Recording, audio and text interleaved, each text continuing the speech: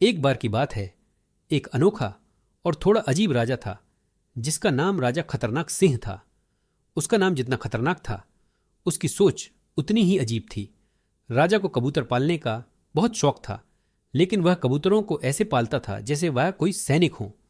राजा हर सुबह अपने कबूतरों की परेड लगवाता और उनको आदेश देता, ध्यान से सुनो कबूतर सेना, आज तुम्हें हवा में ऐसे उड़ना है जैसे राज्य की रक्षा तुम्हारे कंधों पर है।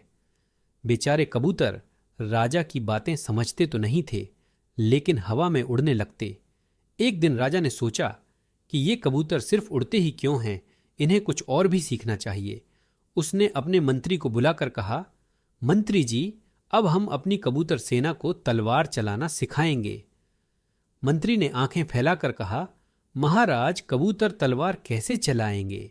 उनके पास तो हाथ भी नहीं होते। राजा मुस्कुराया और बोला, जहां चाह वहां राह। जब इंसान अंतरिक्ष में जा सकता है तो कबूतर तलवार क्यों नहीं चला सकते? मंत्री बेचारा सोच में पड़ गया, लेकिन राजा का हुक्म था तो उसने एक दिन तलवारों के साथ कबूतरों की ट्रेनिंग शुरू कर दी।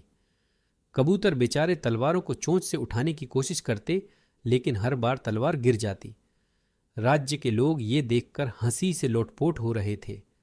आखिर एक दिन एक बूढ़े व्यापारी ने राजा के पास जाकर कहा, महाराज, ये कबूतर आपके देश के सबसे शांतिप्रिय प्राणी हैं। इन्हें तलवार चलाने की जरूरत नहीं है, ये तो शांति का प्रतीक है। राजा को तब समझ आया कि उसने कितना अजीब सोचा था। तब से उसने अपनी कबूतर सेना को सिर्फ शांति का पैगाम देने का काम दिया। अब कबूतर तलवार की जगह जैतून की डाली ले जाने लगे और राज्य में हर तरफ शांति फैल गई।